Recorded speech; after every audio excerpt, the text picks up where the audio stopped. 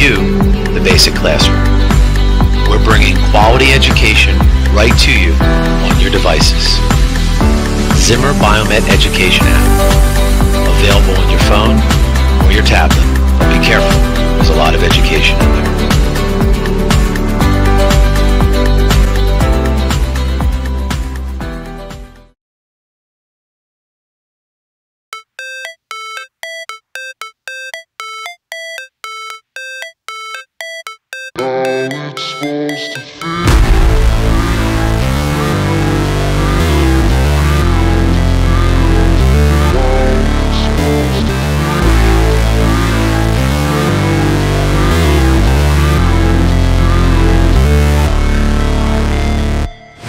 Never break, always fight, never quit, do it right, play the game, win it life, have no shame, there's no time, feel the pain, live the grind, I could change, in my mind, pick a lane, commit and climb, the only way to win it life, I never miss, that's fact, taking big swings, bitch, hand me the bat, put me in the ring, you'll go out in a bag, cause I sing what I mean and I bring it to the mad light, ain't got time to kill, I got time to feel, I took the red pill, I know life's short so I wanna live real, but how's it supposed to feel?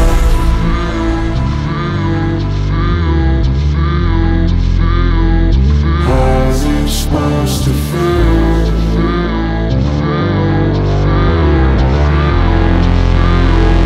How's it supposed to feel?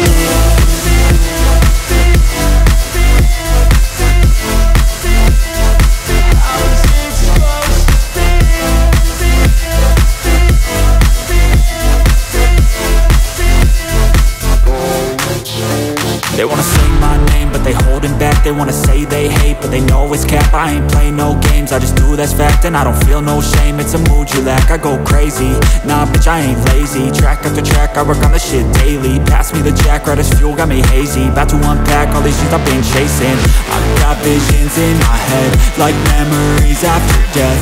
To be a legend instead of something you can forget. I'm living up every breath, I'd rather lead than be led. I'll fill the seeds as I spread with every word that I've said.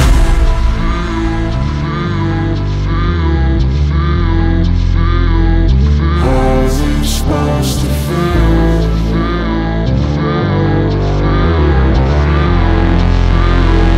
How's it supposed to feel?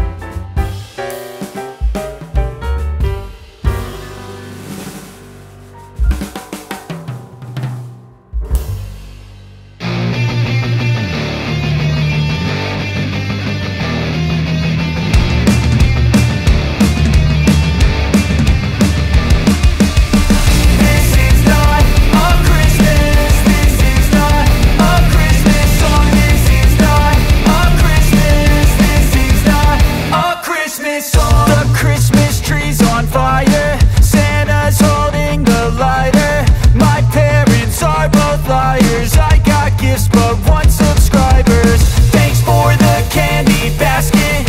Oh God, another jacket. My stocking's filled with acid. Am I dreaming? What just happened?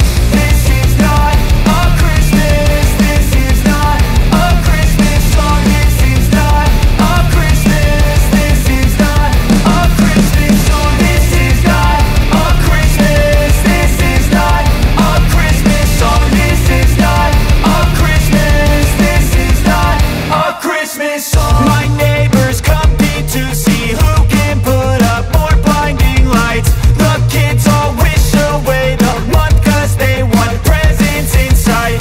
This year had me so mad. I've been bad, got coal that is sitting under my tree. I think that my Christmas has died. This is not a Christmas. This is not a Christmas song. This is not a Christmas. This is not a Christmas song. This is not a Christmas. This is not a Christmas song. This is not a Christmas. This is not a Christmas song. When I was just a boy, Christmas brought so much joy.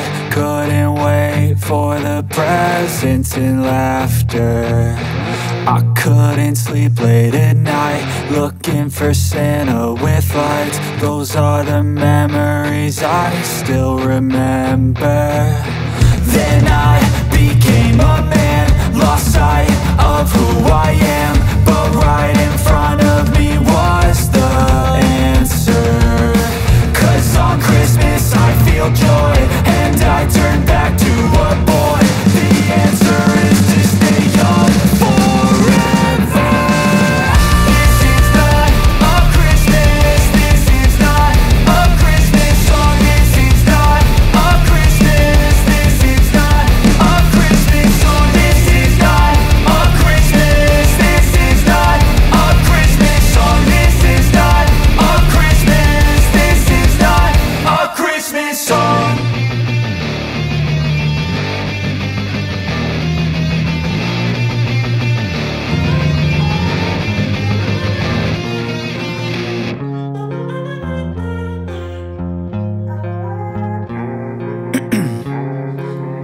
Ice in my veins, I've been driving this train. Years in this lane, there's no stopping this flame. 'Cause I came to the game and I changed it to play how I like, rearranged it to my own domain. Yeah, I got what it takes, made lots of mistakes, taking shots, skipping breaks, feeling lost, feeling great, popping off, singing straight, never stopped, never changed. All the squad here to play, and I've got something to say, yeah. I work hard each and every day, I get lost in the words I say. I don't push pause, no I push play. I won't stop till I make a change. I withdraw on the things I make. I turn flaws into flawless traits. I build tall, never capped in space. I won't stop till I hear him say, oh, oh, la la la la la la, la la la la la la, oh, oh, la la la la la la, la la la la la.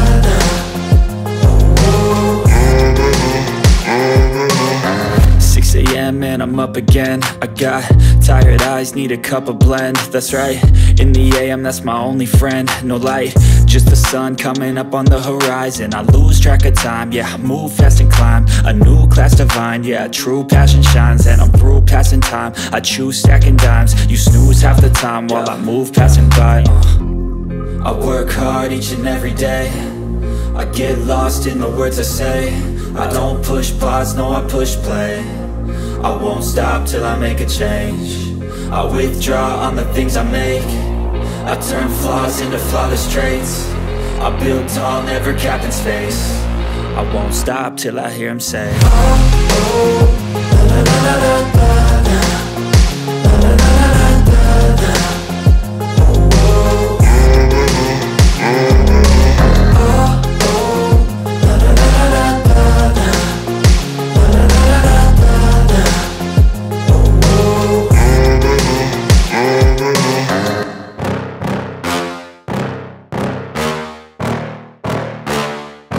Yeah. Please tell me that I can't, that I won't, that I'll fail, that I'll never make it out, yeah. Please tell me all the bad, never good. Fill my head full of every single doubt, yeah. Please say any negative thoughts. I pop off when I hear people say I cannot. I get off to the thought of proving everyone wrong. I won't stop to the top, so you better back off and get lost. I'ma stay loud, stay proud, never running out, never heading south. I'll be spreading out, call it word of mouth. Can't put me down, I'll be getting loud. You can have it douse, not what I'm about. Have your fucking cloud, it be raining now. I keep making sound, go another round. Bitch, I'm legend bound, can't stop me now. You don't wanna fuck with me. A slow burn like a disease. Just tell me that I can and I'll show you things that you couldn't believe. Just tell me that I can. Just tell me that I can. Just tell me that I can. Just tell me that I can.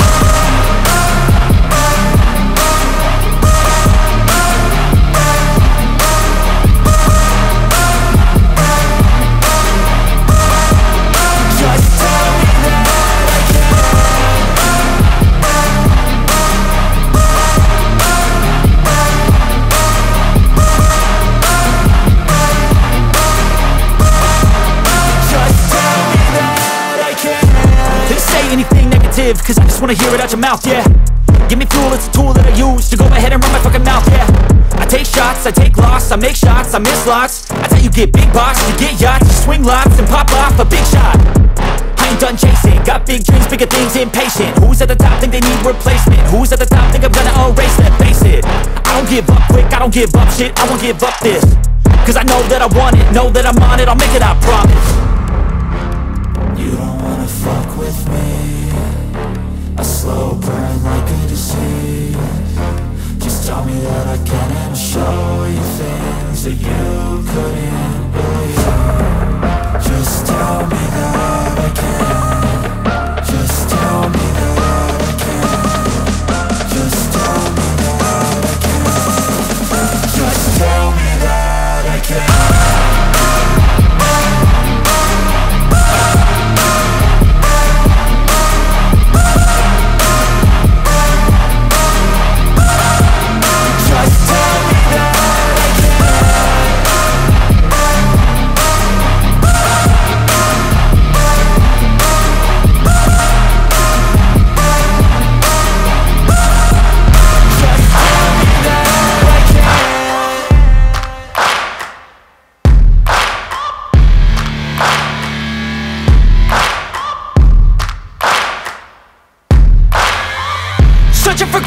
In a sea of the dying and shameless, a sea of the aimless. I don't wanna be one of the nameless. I'ma wake up with the mindset that one day I'm gonna make it. And I don't think I'll be fine if I don't break my limitations. Don't try to stop me, I exist to write my own story. I'll make a decision if I want some peace or if I want the glory, yeah. Don't want a life that is complacent or possibly boring. I just want a life that is worth every day exploring. My whole life I just wanted someone who would notice me. My whole life I just wanted to be somebody to be. Yeah, I just wanna be great. Yeah, I just wanna be great. Yeah, I just wanna be great. Yeah, yeah, yeah, I just wanna be great. Yeah, I just wanna be.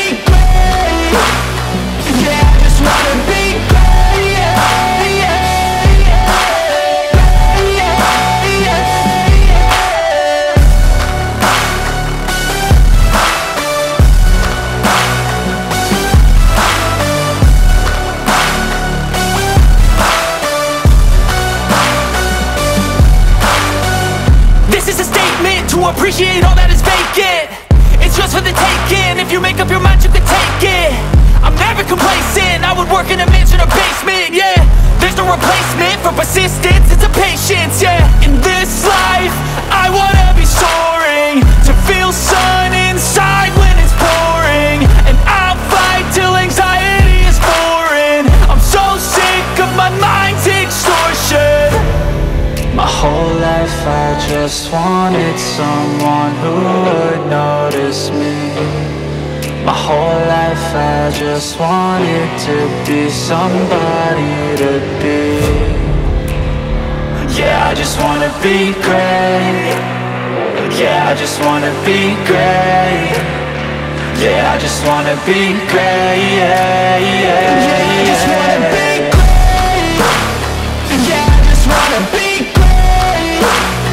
Yeah, I just wanna be great. Yeah, yeah, yeah, yeah, yeah, yeah.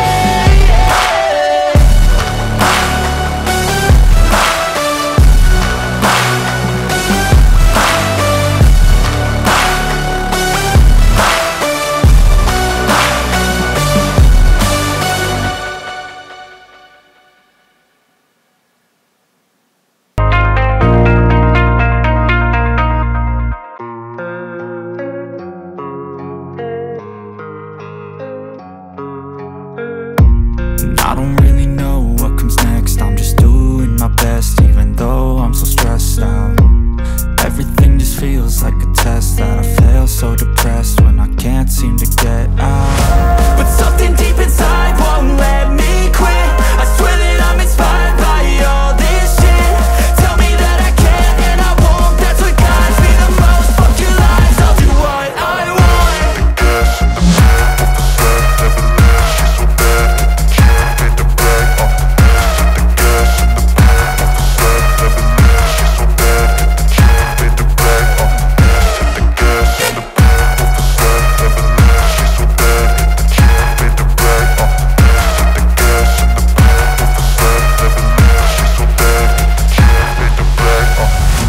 Inspired by thirst, I'm inspired by worth.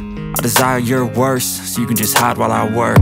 I ain't tired, you first. I'll write a second, third verse about the lies you go disperse. You never did shit, I know it hurts. Something deep inside won't let me quit. I swear that I'm inspired by all this shit. Tell me that I can and I won't. That's what guides me the most. Fuck your lies, I'll do what I want.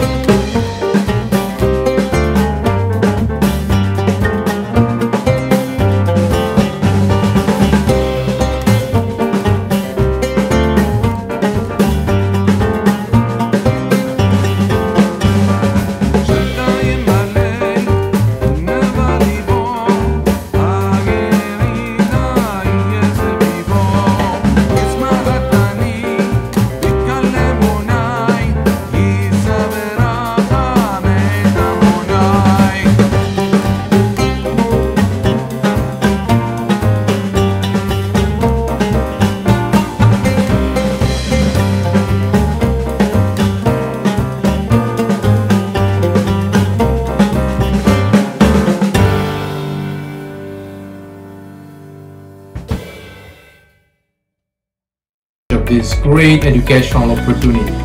I'll see you virtually in March 2022. Ciao from Italy. Hi, I'm Deborah Schwartzerad from Tel Aviv, Israel. I'm an oral maxillofacial surgeon. I will be participating in the virtual conference, still virtual, which will take place in March 2022. This is a mutual conference between Zimmer Biomet and NYU College of Dentistry. My topic will be Face 360, which means an holistic approach to facial aesthetics. Actually, I will be concentrating in atrophic maxilla and its influence on facial aesthetics and how to treat it. So I hope to see you there. Thank you. Hi, I'm Dr. Peron Christian. I'm one of the 7 speakers of the upcoming Zimmer Biomet and NYU College of Dentistry. My topic will be hard and soft tissue stability using new technology such as trabecular metal implants, narrow implant composite with digital workflow. This is a great lineup of other speakers throughout the week as well.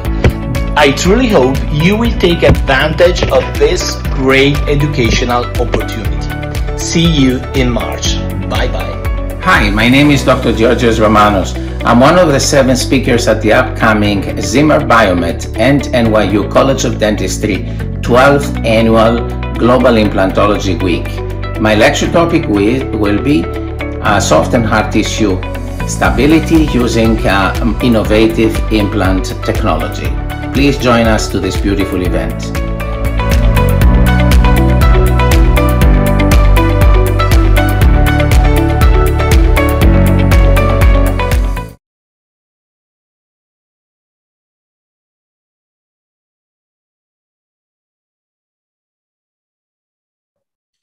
Good evening, everyone. Welcome to the Zimmer Biomet Institute online webcast. My name is Clara Bertram. My colleague, Dr. Emigan, is here with me today, and we are your hosts for this online webcast. We would like to inform you in advance that we will not entertain any questions during the Q&A, as this is a rebroadcast of a recorded session and not a live webcast. Thank you and enjoy the presentations.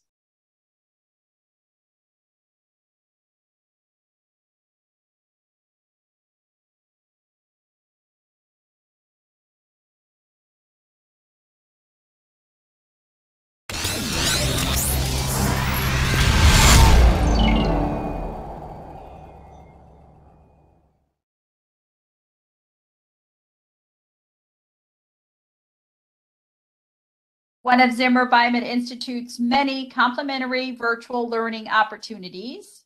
Thank you for joining us. In this program, Dr. Julius Bunek will present his clinical perspective on immediate implant placement and custom provisional restoration in the aesthetic zone. You, our viewers, loved this topic when Dr. Bunek presented on it earlier this year, so you asked that we invite him back. But before we bring on Dr. Bunek, I'd like to share his background and experience with you. Dr. Bunek practices as a specialist in periodontics and is a partner at Michigan Implants and Periodontics in Ann Arbor, Michigan. He received a Bachelor of Science, a Doctor of Dental Surgery, and a Master of Science degree in periodontics, all from the University of Michigan and Ann Arbor. He's a diplomate of the American Board of Periodontology and certified in IV sedation. Dr. Bunek is a past president of the Bunting Periodontal Study Club, and he's an active member of several professional associations. He tells us always that he enjoys speaking across the U.S. on the topics of advancements in periodontal and dental implants. And of course, we're quite pleased and thrilled that he is a Zimmer Biomet Institute faculty member. Dr. Bunek is a reviewer for the Journal of Aesthetic and Restorative Dentistry. He's a co-founder of the Comprehensive Dental Institute, and he is on the editorial board for the Dental Advisor. So at this time, it's my pleasure to welcome back Dr. Bunek to the program. Hello, Dr. Bunek, welcome. Thank you for the really nice introduction. I really appreciate that. Well, great. Well, we're so excited for you to come back and present this topic that everyone loves. So we're looking forward to it. Can you I love it too. Yeah, great. Can you tell everyone a little bit about what you are going to cover in the program? So basically what I'm going to be talking about today is placing an implant. It doesn't have to be at the exact same time you do an extraction, although I'm going to do that. It's just at the time when you do the surgery where you're physically placing the implant, putting a temporary on it, typically a temporary that resembles the natural tooth, something that will help form the tissue, support bone, and basically kind of show you where I started with a couple of presentations early on in my residency. So in 2008, all the way through doing some basically step-by-step demonstrations of how I'm doing it now, and kind of talk about why I changed what I'm doing and how my technique has kind of developed over the years. So I'm basically going to be kind of going through step-by-step 5 different cases of immediate implant placement and immediate temporization using a few different techniques. Well, great. Well, please share your screen. We're really looking forward to your presentation. So let's get started. All right. So again, my name is Julius Bunek. I'm going to be talking about immediate implant placement and provisional restorations in the aesthetic zone. Let me just get through some disclaimers. Let's start with just like a little bit of background information. This is one of the very first cases. Not when I first case. This is probably like about maybe like a year or two into private practice. But this is a case that I think early on in my career, when I first graduated, I wouldn't have done. I actually had a case in my first year out. My wife is also a general dentist. She actually referred me a case, and it was on a tooth number 10. And I actually did a consult with her and everything. And I discussed it with my wife. And I said, I don't feel comfortable doing this case. I just don't think I have everything I need to do it well. And I actually referred it to a friend, and I regretted it kind of ever since, because at that point it kind of reminded me and reinvigorated that immediate implant placement, immediate temporization. And I kind of go through that and how nice it is to have that in your back pocket. This case right here that I'm showing, this patient actually has 2 dental implants, 2 anterior dental implants. And it's one of my nicer cases, of course. I'm not going to lie and say they all look this good, but this particular case has 2 dental implants. And it's one of those cases that I think it's almost impossible. It's not very common you get one to tell which 2 teeth in 6 through 11 are the 2 dental implants. And it's even more disguised by the fact that she's had all of her anterior and posterior tooth crowns. So there's no giveaway there, but it's just an example of kind of how good a quality of tissue management you can do with immediately provisionalizing teeth.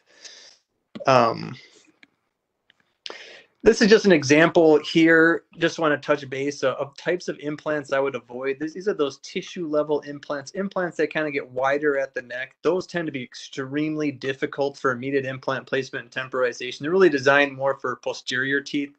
As you can see in this case, you can kind of see where it thickens up around that border here in the facial, and you can see through it. You also get a little bit of bone loss with these. This is another one, a tooth number 8 with even wider platform. You can see that this has actually lasted over the years, but aesthetically it doesn't look very pleasing. You kind of lose the keratinized tissue on the facial because it's so thick, and there's not any room or tissue thickness that can bulk or fill into that area. This is just another case just where the implants are just placed too deep or too facial, and you can see these. So with immediate implant placements, you just have to be careful and make sure that to get the immediate implant, you're not sacrificing a bigger problem, for one problem for another problem. So you got to make sure that you can place the implant at an adequate depth.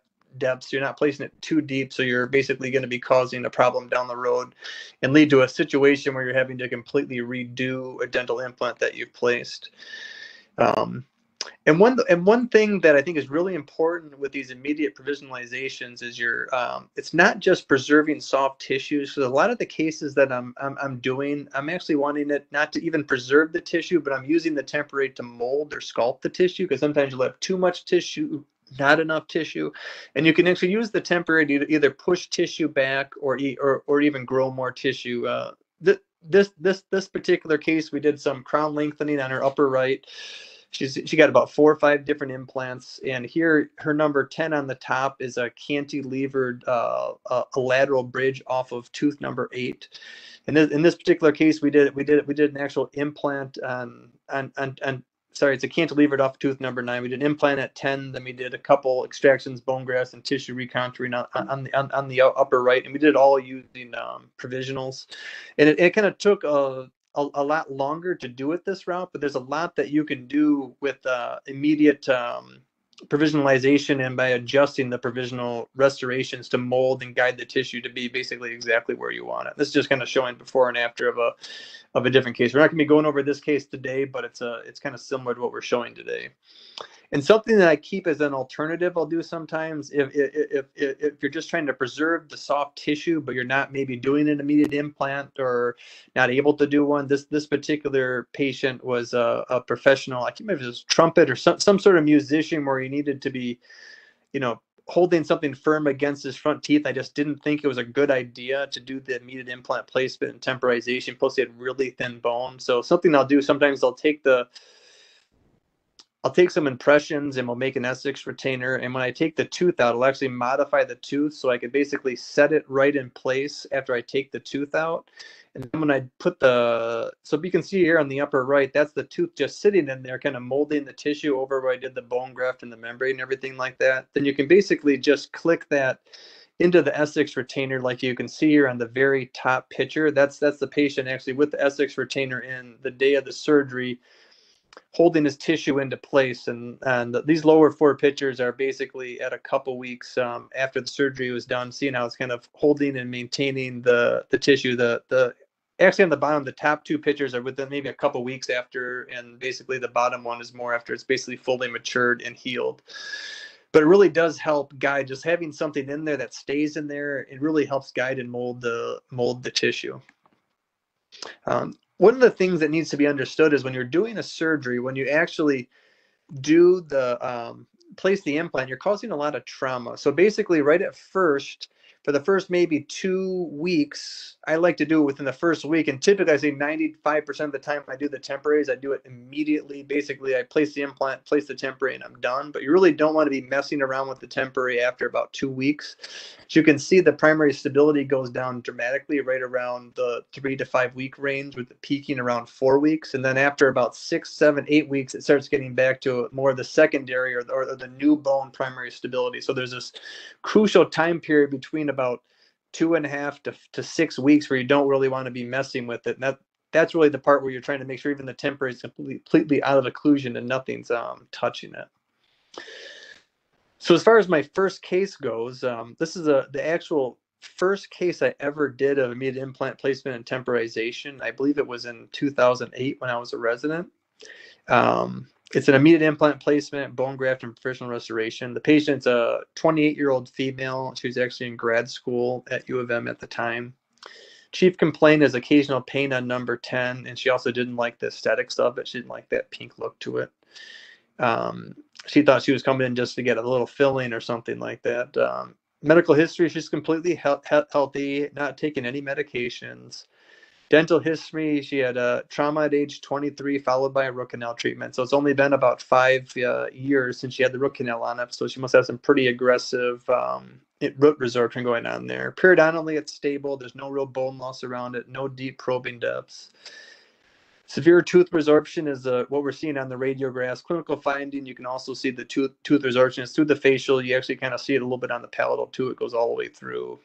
We diagnosed number 10 as hopeless, and the treatment plan is to do extraction, bone grafting, immediate implant placement, and temporization. So basically, when we're doing these immediate implants, we're also doing bone grafting almost all the time at the same time. So this was my first case. What we did was we did a suck down. And then what I did was I just built up tooth number 10 with some composite, did a suck down on it. So basically when the patient wears this, it's like a protective shell that's going to protect anything from touching that temporary. So it'll be about a 1 millimeter of airspace all the way around the temporary when I make it inside of this S6 retainer. So we atraumatically remove the tooth. We try not to touch the papilla at all. This is the initial drill, or the pilot drill. We take an x-ray, but as you can see here that we're putting it as palatally as we can. Kind of the general rule when doing an immediate implant placement in the aesthetic zone is to place the implant basically against the palatal bone. Sometimes you have to use some sort of side cutting burr of some sort, like a Lindemann burr, to push it even more palatal in some cases, but you want to leave it as palatal as you can. and really don't follow the apices of the tooth because it'll push you right facial. I mean, kind of see here, we're trying to get that implant to come out the cingulum there. This is after the implant's placed. This is one of the Zimmer plastic temporary abutments. It's a straight. They come in a couple different diameters. The 3.5 and 4.5 diameter plastic abutments have a cuff height of 1 and 4 millimeters, and 5.7 millimeter only has the 1 millimeter cuff. I pretty much usually just only use this 1 millimeter cuff. That way, when I put the temporary crown on it, I can basically remove all that flat material. So I really don't use the 4 millimeter one very often at all. I think I have a couple, but I can't remember the last time I used one. This is the patient's tooth. We just removed, you can see here, the resorptive lesion and tried to use the shell of the tooth. So basically the temporary is in there. We cut the top off of it. I put a little bit of composite around the temporary to bulk it up, and then I'll put a little dot of composite material on that shell, and I'll basically just set it in place and hold it where I want it to be aesthetically and looking nice, and then I'll just basically use a light to tack it into place. And then I can unscrew it. And as you can see, when you unscrew it on the top here, the margins are horrific on it. But basically all you need to do is take this line here from the temporary abutment and polish it in and just blend it into the tooth. And it just kind of naturally will form basically the structure you want. You can try it in and out of the mouth to make sure it's not putting any pressure or anything like that on the tissue. And again, this is the first case I ever did. This is in grad perio before it really wasn't a common procedure at all when I did this. We had to really scour through any materials that we had to find any composite at all. We found some really old, probably like A12 composite. It looks like here it's almost gray, but it's all that we had in the clinic. Didn't have a lot of polishing burrs, and now I pretty much have everything you could possibly need to make it look as nice as possible. But back then when we did this was about the best that we had. This is trying it in. I'll kind of try it in and out now and make little polishes and adjustments just to make sure it's not pinching the papillas, or if I'm trying to either push the tissue out or bulk it out or pull it back in, you can make little minor adjustments on it. You also can adjust the occlusion on it. You just hand tighten these and don't torque them in. And typically my rule of thumb is if I can hand tighten this basically as tight as I can and the implant doesn't move, then everything's good to go. So this is it kind of tucked into place. I'll put a little either cotton pellet or even plumber's tape or something like that. Back then I think I was using cotton pellets. Now I just use the plumber's tape. I feel like the cotton pellets get a little moist and sometimes can actually get a smell to them. So basically this place, I'll fill it up with plumber's tape, put a little composite on the top, and the patient just goes away. This is with the Essex retainer in place, and you can see there's some air space in between this Essex, and I had this patient wearing this to sleep or whenever they weren't, out in public or, eating or anything like that. They could take it out just to eat softer foods. This is the 8-month follow-up of the patient, and you can see the tissue looks nice. There's no bone loss on the implant, and aesthetically it's looking really nice. Now the patient is ready to go to their general dentist and get the implant crown restored. Of course, in this case, the patient, by the time I left, graduated from school and moved. And to my knowledge now, I have no idea if she ever got it restored or left this until it broke or whatever happened. But I really was trying to encourage her to get it restored, but she didn't have a lot of money at the time and really wasn't that interested in it. But the dental materials we use a Zimmer tapered screw vent implant, 4.1 by 10 millimeters. The regenerative material we used was the Purehouse cortical cancellous, which is the 70% cortical, 30% cancellous. Let me mix that with the PRF material. Sutures, we didn't use any sutures in this case. Provisional abutment, used a Zimmer plastic temporary abutment, the 1 millimeter collar, the straight one, the PTFE dental tape or Teflon tape, bulk fill A3 composite. So there's no impression restorative materials used here at all. Additional clinical notes, I said the patient moved, and as far as I know, the patient never got it restored. This is kind of, again, the preoperative clinical photograph and the postoperative clinical photograph. And I guess for each case I'm going to talk about, basically what I learned from this case, it was my first case. There's actually a ton to learn here on your first case. One thing is I don't think it's a good idea to use the natural tooth. It tends to discolor over time. That's what I kind of learned after doing more and more cases. Really, there's no need for this protective Essex. As long as you got the occlusion and everything right, the protective Essex is just another thing to go wrong or another thing to have. I think it's just overkill and really not necessary. Make sure you have the right materials. Don't do this on the fly. This was kind of a game time decision, like day of surgery. Like, let's, instead of putting a healing abutment on it, let's try this.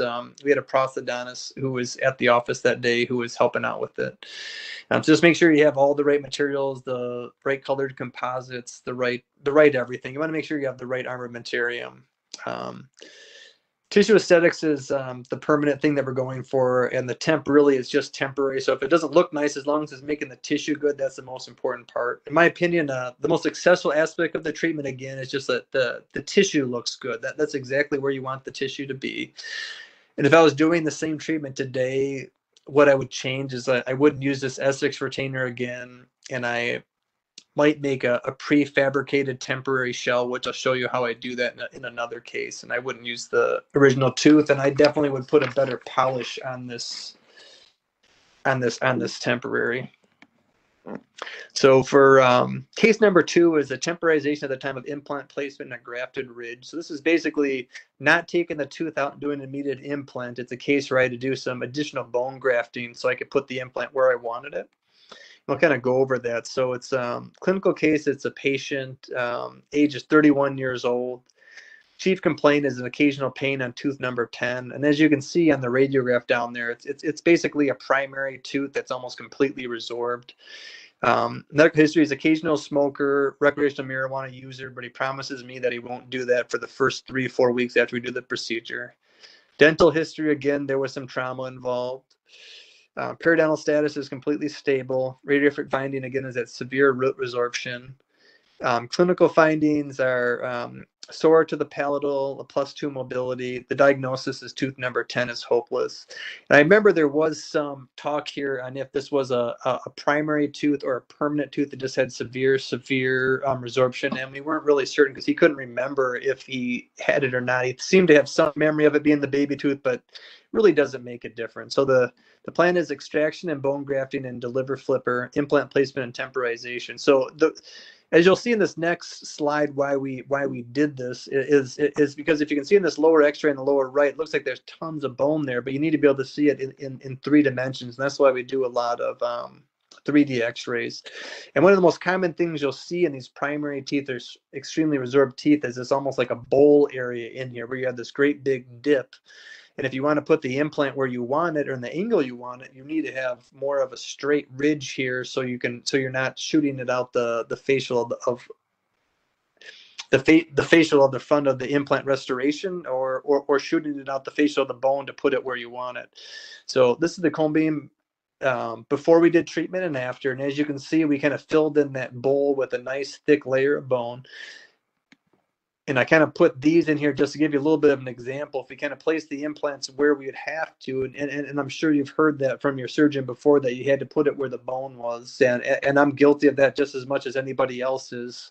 But in a case like this, when you have the time and effort, it's better to put the bone where you need it so you can put the implant where you need it. So you can't use the bone as an excuse. So if you put that bone and build out the facial bone, you can put the implant exactly where you want it, so you can get a really nice aesthetic and healthy result. Because a lot of times at these cases here where you put at this angle, you get that facial resorption or the really long looking tooth. It just doesn't turn out very nice.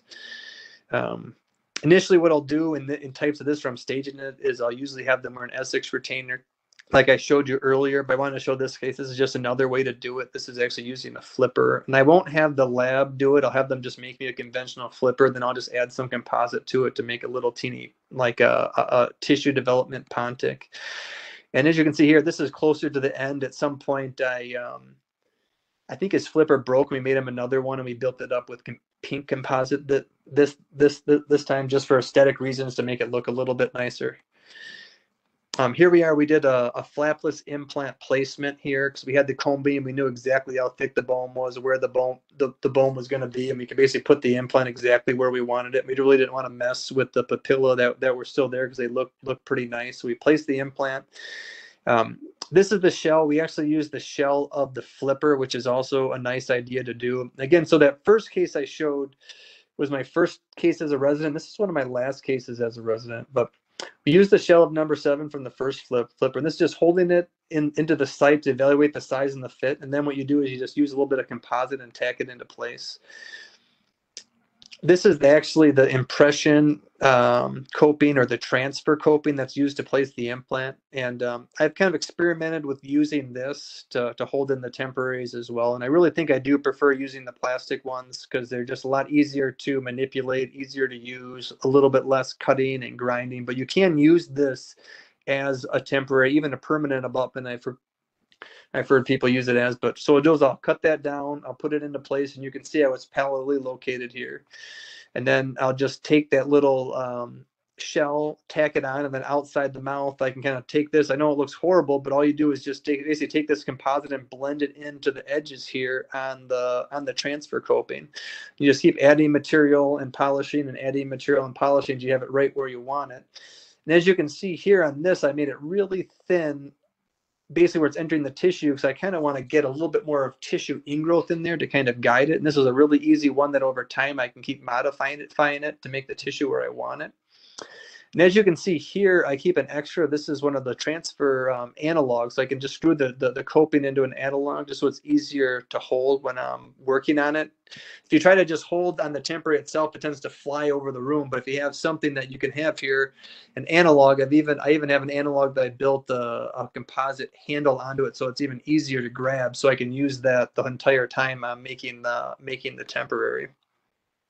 This is kind of trying the temporary in place. I'll do this quite a few times. I'll kind of try it in and out. And as I'm doing that, I can kind of see how well it fits. And since it's all made out of composite material, you can polish it, blend it, recontour it, basically change the look of it at any point you want, even during the treatment. So typically what I'll do is I'll get it the way that I like it. I'll have them come back in 2 weeks just to make sure everything's healthy. Typically, I don't do any modification at that point. I'll wait until that good 6 to 8 weeks is done to where it's really nice and stable. And at that point, I'll actually remove the temporary. And when I remove the temporary, you can see here, this is with the temporary in place after it's healed, how we've got some more additional growth. You can see how much tissue we have lost here. And this is actually the day of seating the actual temporary. As you can see, at 2 weeks, you'll actually get some additional growth of tissue, but I don't want to mess with it at this point. I want it to mature. But since we made it so thin at the bottom, it's kind of stimulating a little bit of tissue growth around in there. But I'll wait until that full 6 to 8 weeks before I'll bring the patient back and start making some modifications to the temporary to try and get a little bit more papilla formation, or even to just bulk out the facial like on this one to push that tissue down a little bit. So we see the patient usually at 3 months, again at 4 months. We're modifying it, on and off, basically whenever it fits in their schedule and wherever you get it to where you feel like you're completely confident, you like where the tissue is and everything. That's when you send it back to the dentist to make the final impression. Again, this was when I was a resident. This was the last one that I did. The prosthodontist we had working with us was also a ceramist.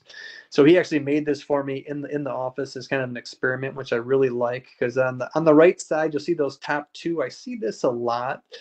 And this is, I'd say it's the most common type of implant restoration I see, where it's just like a completely smooth, polished line all the way down to the bottom. The bottom two I kind of like, because they really do, and these ones that he made, because they really force the tissue to be exactly where you want it and thin out where you want it. So I really like these types of restorations where they actually make that small lip so you can actually push the tissue and put it exactly where you want it. This is actually seating the final restoration. As you can see, as you slowly push it in there, the tissue here just rides and sits right on the edge of where they start bulking out, where we want the actual tooth to stop. Here is an occlusal view, and on the right is another view just showing you basically exactly where the tissue margin is. We kind of forced it to be there. So in this one, we used the Zimmer tapered screw vent. We did a 4.1 by 11.5. Regenerative material, we used the PRS cortical cancellous, the 70%, 30%, and some PRF. Sutures, we used the PGA Resorba 5.0 sutures and Ethicon 6.0 chromic gut. Provisional abutment, we actually used the 0.5 platform, the transfer. It comes with the implant. We used the PTFE dental implant Teflon tape, the Shofu foldable composite to kind of finish around the edges, and the Shofu foldable pink composite, which we use with that temporary with the flipper. The impression material, we used the Cure extrude light and heavy body. Restorative material, we didn't have any. Definitive abutment, we did a screw retanium with the titanium abutment. Screw retained porcelain fused to metal crown, and 30 Newton centimeters at placement. These are the pre-operative clinical photographs and the post-operative clinical photographs.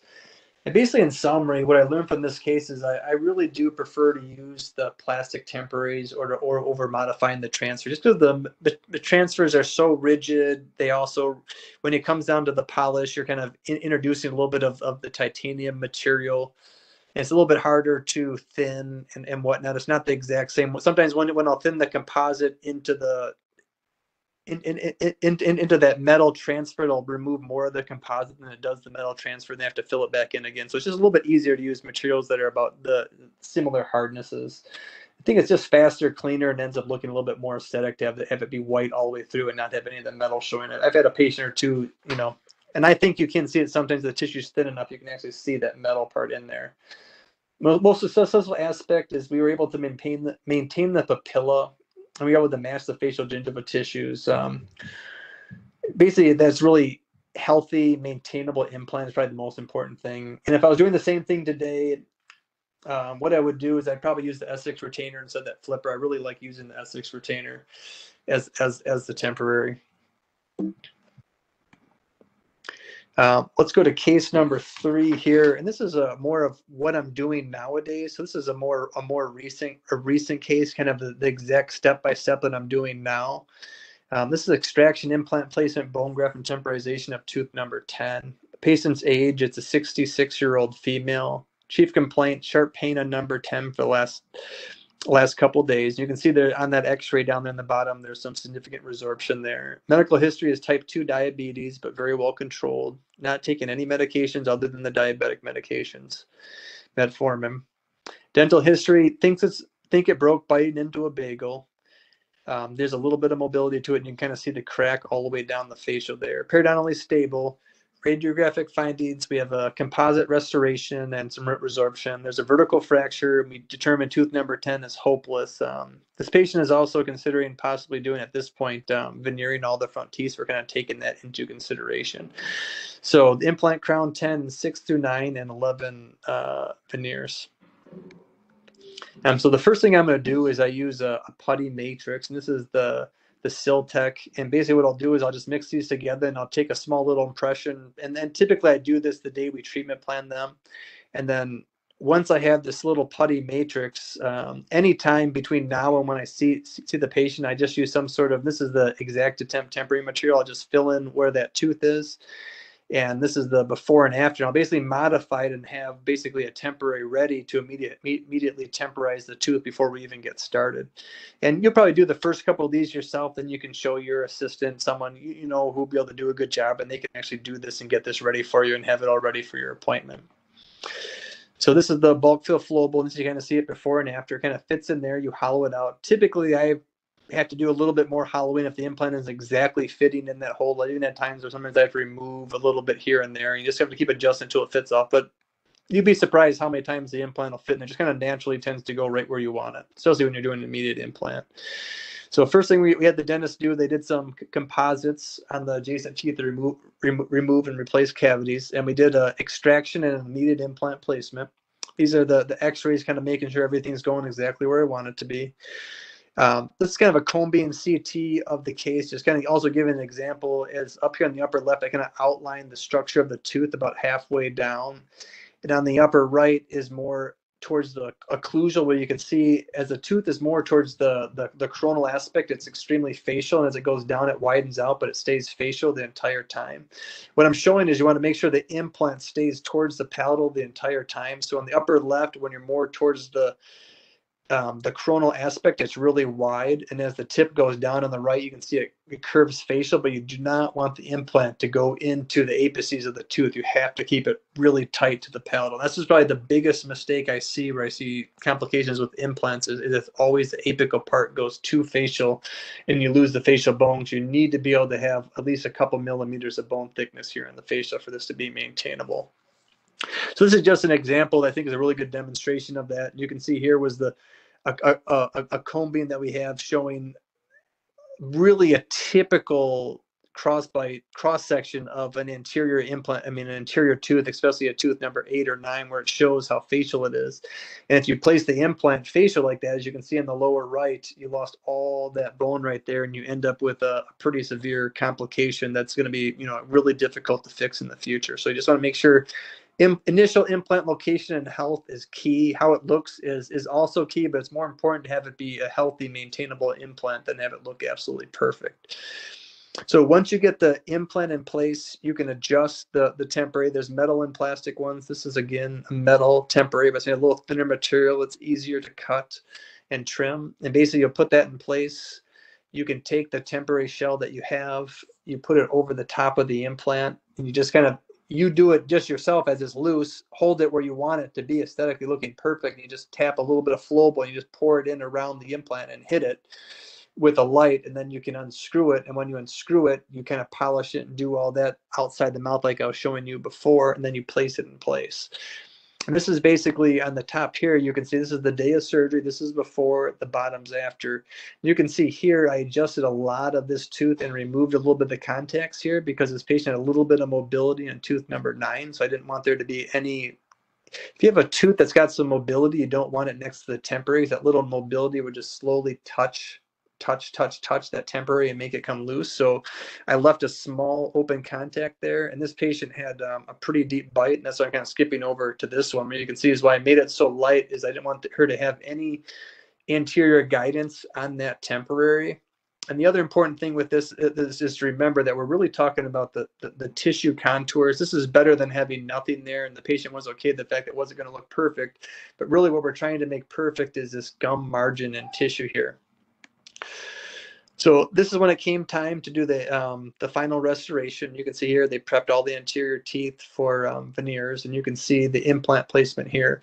And again, I wanted to show this case because I think I placed this case a little too facial, and it wasn't dramatic, but you can see a little bit of it's a little bit longer. Here's the final restoration, and you can see you get a little bit thinner tissue here, but I think this tooth is just a smidge longer than this lateral. It still looks nice, but I think it's because I placed it a little too facial. Ceramere implant cement. And also with this one being kind of facial, we couldn't do a screw retained restoration there. So this is basically before we did anything x-ray with all the resorption. This is the day of implant surgery. We did the immediate temporization, and this is the final x-ray, the final implant restoration in place. This is a 2.5-year follow-up. You can see basically the day it was placed that there was some gaps in the papilla, especially between 8 and 9, but that fills in over time. And it tends to do that with implant restorations and normal restorations. But again, here, well, first let me go back to this. So basically I'll go over everything. So we used a generic implant. We used the Puros cortical cancellous particulate allograft, the 70% cortical, 30% cancellous. We use a Copias extend membrane. The sutures we didn't use any. Provisional abutment, we used a generic, and then we did PTFE, the dental tape, the Teflon tape, and the beautiful bulk fill and Shofu flowable composites. Impression material, light body and heavy body, 3M imprint. For an alternative is the Panasil light and heavy body. I like both of those a lot. Restorative material, we'd use the Ceramere bioceramic implant cement. And as the definitive abutment, we used custom zirconium abutment. And for the definitive prosthesis, we used ceramic. And we did 25 Newton centimeters torque at placement. Some clinical notes here. We had our extremely deep bite. And we had to do some occlusal adjustment here. So this is the before and after. I think this was somewhere around 2 years after it was done. You can see the tissue maintenance is pretty similar. I wish I would have done a little bit longer temporary on here and lowered it just a little bit, because I do think it's like a millimeter or two higher on 10 than it is on 11. But I think the patient was very happy with it. I think everything turned out really nice, and a couple years post-operatively, everything still looks healthy and good. So I'm pretty happy with the case. Basically what I learned on this, this case is again, even every point in your career, just make sure you're remembering your own rules and keeping as palatal as you possibly can. Because again, in this picking, see, I think we maintained it, but I think if I would put it a little bit more palatal, I could have maybe even made some improvements on the tissue.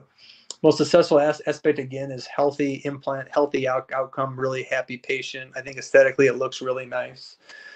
If I was doing the same thing today, what would I do differently? And it's kind of, I answered it a couple of times. I just would probably push that implant even more palatal to cheat it, just to make sure I have a little bit more wiggle room if I want to start adjusting some tissue or raising tissue. Because the more facial it is, the more difficult it's going to be for you, the thinner the tissue is, to be able to raise that tissue at all by thinning the temporary crown. All right. So for case 4 is an extraction, implant placement, bone graft, and temporization of tooth number 8. Clinical case, extraction, implant placement, bone graft, temporization, tooth number 8. Okay. Clinical case overview. The patient's age is a 58-year-old male. Patient's chief complaint, tooth number 8 is loose and sensitive. High BP and cholesterol, which is controlled with meds. Medications, he takes a diuretic and Lipitor. Dental history, you think it broke eating a sandwich, and you think it broke recently. Periodontal stability is very stable. Radiographic findings, there's a clinical horizontal fracture line. As you can kind of see right here, you can see it. Lots of times you can't see these, but I could actually see it. And clinically, I could just take the tooth and move it back and forth. It had a +2 mobility. I think I could have taken my fingers and broke it right off if I wanted to. The diagnosis is tooth number 8 is hopeless. We kind of went over possibly trying to put a new crown on it, but we'd have to do crown lengthening and all this stuff, and it wouldn't look nice. And he actually wants it to look really nice. So the treatment plan is an extraction, bone grafting, immediate implant placement, and immediate provisional restoration, and then an implant crown. Here again, you can see I always take at least one X-ray before I place the implant. And here's on the left, the pilot drill X-ray, one with a little bit larger. And sometimes I'll do this just to make sure, because I see myself creeping to a side or side. But lots of times I'll take 2. This is with the tooth out, and you can see where the tissue is. This time I tried using one of the a 2-piece like Thai temporary abutment, just trying different things. The one I prefer is this middle one now. But in this particular case, you screw it in, and then what I'll do is I'll use a marker or something, and I'll mark on it where I want it. Then outside the mouth, I'll prep it almost like a tooth, and then try it inside the mouth again. Nice thing about this is I can actually tack the crown on and not worry about any extra cement, because I'm going to pull it out and finish it really nice. So basically what I do is I put this in. I'm going to hand tighten this in, take the patient's actual crown. What this is, every time a patient has a tooth that already has a crown on it, because the color doesn't change, I always use the patient's crown because basically from an aesthetic result, you don't get much better than that. So when I take the tooth out, I'll just outside the mouth, remove everything that's on the inside of it, and basically create one of those shells I was doing with the temporary material. Then basically I can take this and set it right over the top of that little, as you see on the right, there's the shell blank. I'll just set it in there. Then when I have it kind of where I want it to be perfectly clinically, I'll use a little bit of that flowable composite, and I'll put it in through the palatal side and just tack it on. Then I'll unscrew it. Then outside the mouth, I can add some more of the composite material and blend it in and polish it and make it look really nice. Then I can just hand tighten it in. As you can see here, this is the day of the surgery with the temporary in place, and with using the patient's crown, you basically get a perfect color match. This patient's bite was very good. They didn't even have to take it out of occlusion because he's got really good high canine guidance, no anterior guidance, so really had no issues or worries with occlusion. So in a case like this, you can see when the patient came in at 10 o'clock and left at 11:30, we took photos before each one, and you can see that basically you can't even tell the difference hardly. It looks exactly the same. So we used the same crown, same occlusion, put it in the same spot, and it really looked really nice the day that he left. Right here is the 4-month healing and follow-up, and you can pretty much see here that the tissue stayed exactly where it was left. And I would even say that you can see on the distal, we actually gained a little bit of papilla.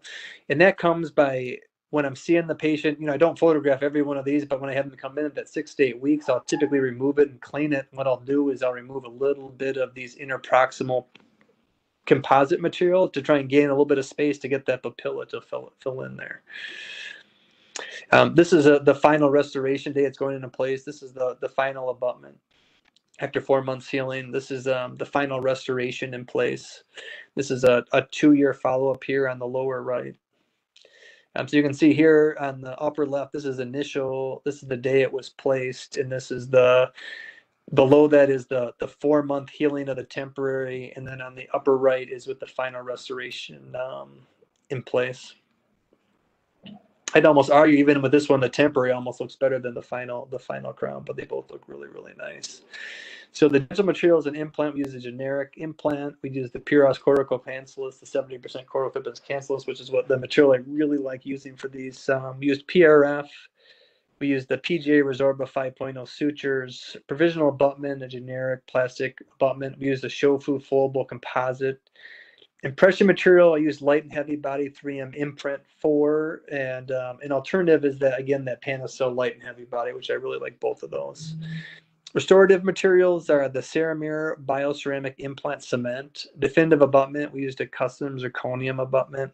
Definitive prosthesis is the EMAX, and we used a 25 Newton centimeters torque at placement. We had the patient wear a bite splint because he's a clencher, so just to be safe. Basically, every interior implant I place, I recommend using a bite splint. This is the preoperative clinical radiograph. This is the postoperative clinical radiograph, basically the final radiograph. What I learned from this case is I don't know if I learned it, but just emphasize that if a patient has a crown, it's always my first option. I still always take a putty restoration if I'm planning on using the patient's crown. This one was a no-brainer because I knew I wouldn't break it because it was so loose. But I usually will take the putty impression, but I won't actually fill it and make that little temporary. But I'll have the putty impression in case I need it to make the temporary if this breaks or I can't use it. But it's okay to remove the temp at like the 2 to 3 month period, like I was saying here, and polish it and try to get that papilla to grow back in. Most successful aspect of this is healthy aesthetic result, nice looking implant. Patient was happy and just really loved the result the whole time through and really enjoyed the experience with this one.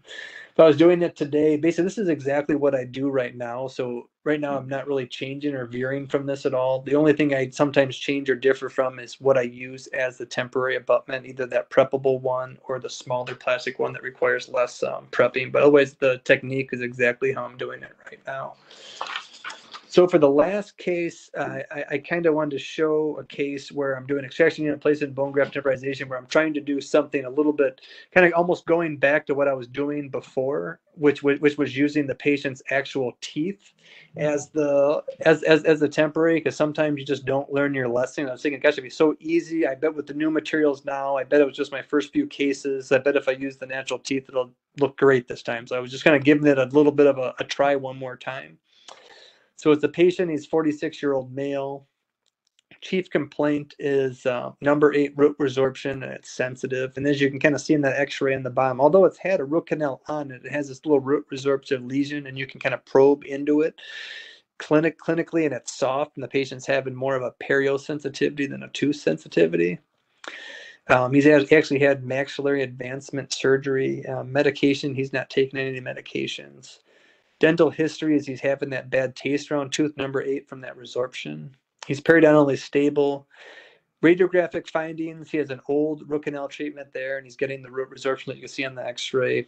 Number 8 distal stick, 6 millimeter probing depth, and some bleeding on probing there. Diagnosis is number 8 is hopeless. Treatment plan again here is extraction, bone graft, immediate implant placement, immediate provisional restoration, and then again an implant crown on tooth number 8. We're planning on using the patient's clinical crown here. So again, we take the tooth out. As you can see, this tooth is kind of a large tooth. We had to put a really long, large implant in there. But this is with the pilot drill. This is with showing the X-ray with a little bit larger X-ray analog in there. And this is the final implant in place with the temporary on it. This is the patient's tooth. As you can see, before we started, this tooth was a lot whiter than the tooth, which I thought would help also disguise a little bit of discoloration it might get. I thought it was going to be the perfect one to test. So we'll have to kind of see what happens here. This is the day of surgery. This is the temporary in place, and you can see here we put some Teflon tape with some flowable composite over it and put the tooth in place. This is after 4 months healing, but again, you can see the tooth does still tends to discolor. Inside the patient's mouth, I feel like when they smile or talk, it's a little bit more noticeable than when you get kind of this poor lighting here where they all kind of look chalky, but it ended up being pretty significant, but this patient really didn't bother them at all. I offered to take it out and make him a new one, like take one of those putty impressions and make a new shell, but he was not interested. He just wanted to let it run the course. So as you can see here, we're obviously not going to take that tooth to match the color, but this is one of those really tough cases to get a color match. I remember the dentist was really trying to get him to do at least 4 to 6 veneers, crowns up here so he could match them nice because it was a really hard color match. This is after 4 months healing. You can see the really nice tissue contouring here inside here. And as far as the facial goes, we basically maintain most of this thicker tissue contour here. There's no sunken in this here. And you can see here too on the facial, we have that 4 or 5 millimeters of thickness from this facial to here that you're able to have when you have this palatal placement. When you have it too facial, it really thins that out. It's really difficult to maintain that really thick tissue right there.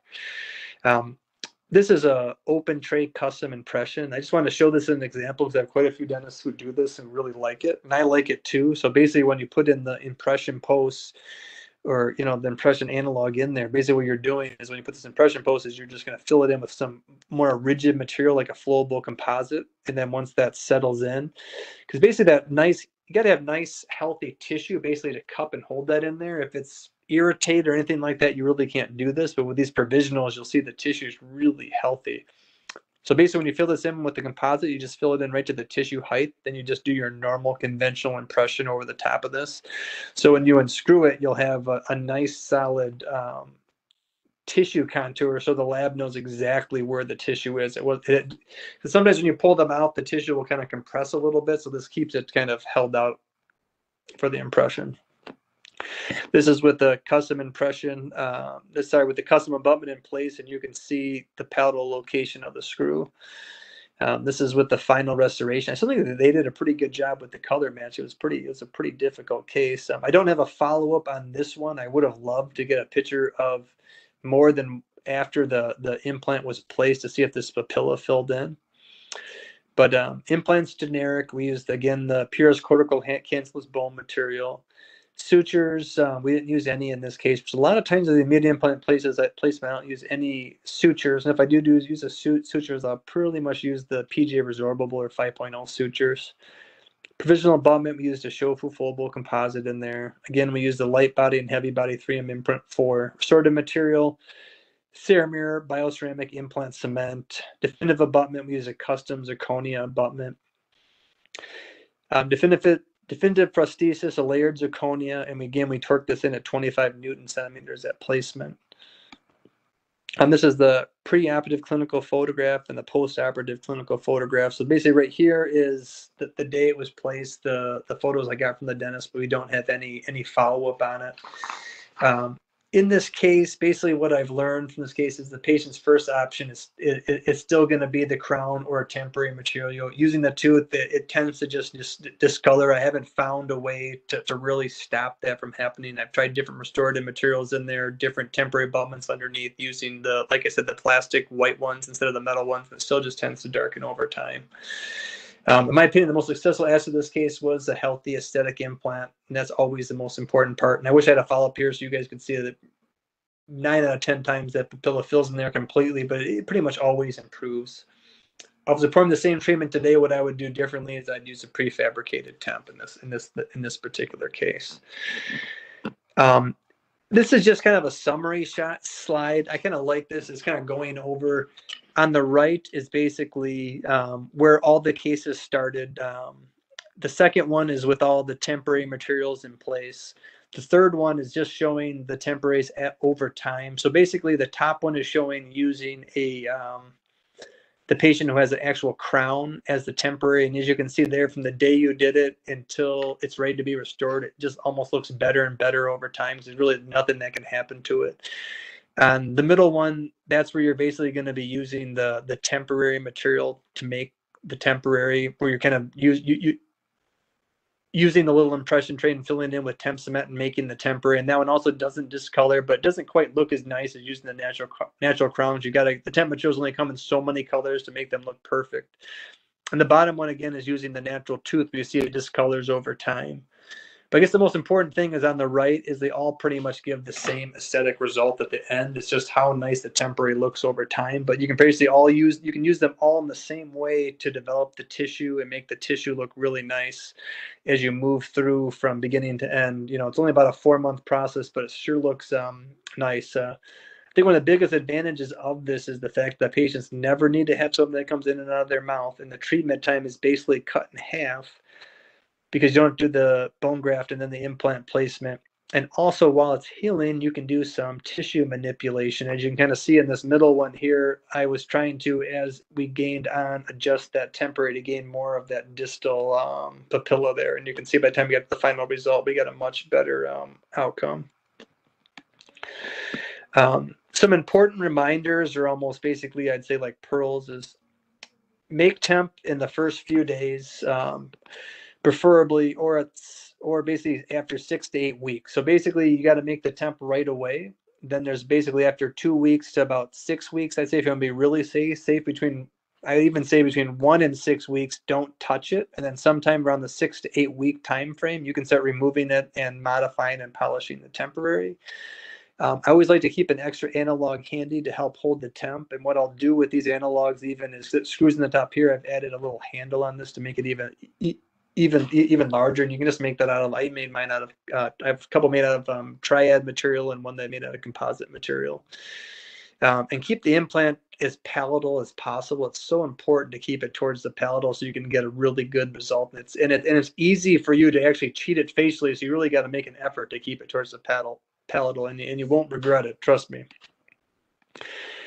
One more thing is now what I'm doing a lot is putting a provisional glaze on it, and I use the Bisc cover LV from Bisco, and you can see on the top here, I'll basically trim it and get it and polish it the best that I can with the materials and polishers I have. And I think on the top one there, the 3 angles, you can see, you can put that in and it would still do a good job.